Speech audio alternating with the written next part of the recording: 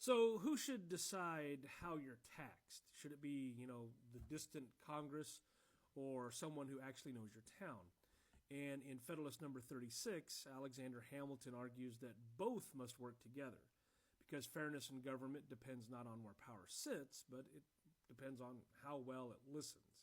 I'm Matt Hasquin. I'm a high school history and civics teacher, and we're taking a journey through all 85 of the Federalist Papers. This is number 36. We're going through them in order, so we're back with Alexander Hamilton. And by 1788, critics had feared that Congress would send federal tax collectors into every county and then stripping the states of both revenue and then also their dignity. And Hamilton tries to answer that fear directly in this essay. He says that the Constitution allows cooperation, not competition.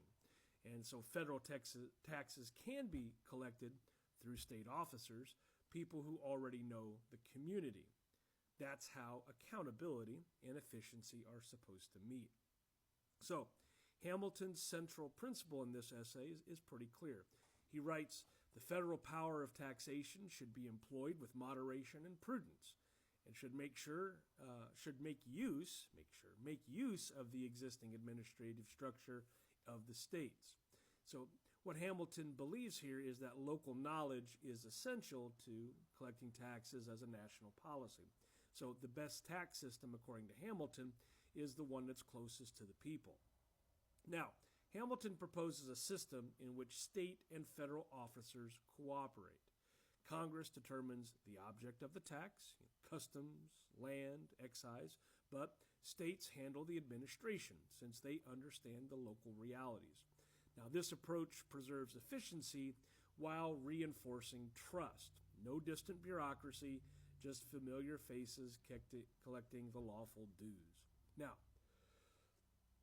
Hamilton reminds readers that representation is still the ultimate safeguard. If taxes are unjust, the same people who pay them can vote to change them. He writes, again, that the representatives of the people are themselves the taxpayers and can never be indifferent to the burdens of their constituents.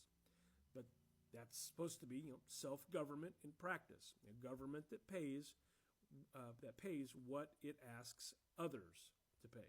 So, some appointments warned that the states and the federal government would fight over every penny. And Hamilton replied that mutual interest prevents that. Neither government, state or federal, can afford to alienate the people who fund both of them.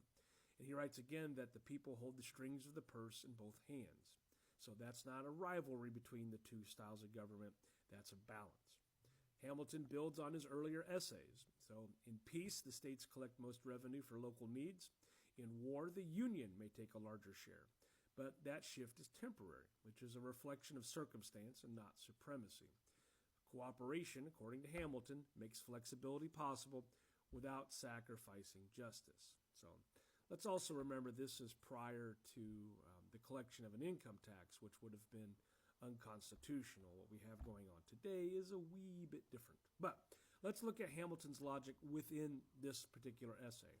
So first, taxation is necessary for national survival. The second point would be that local officials best understand how to implement that system. The third is that the Constitution allows federal use of state systems. Fourth, representation keeps taxation moderate and also fair. And then finally, shared interest replaces rivalry between the states and the Union. So there's the essay number 36 and 5 easy steps. Now, Hamilton has a tone in this particular essay that is more calm than some of his previous essays, a little more administrative, probably a degree of confidence here.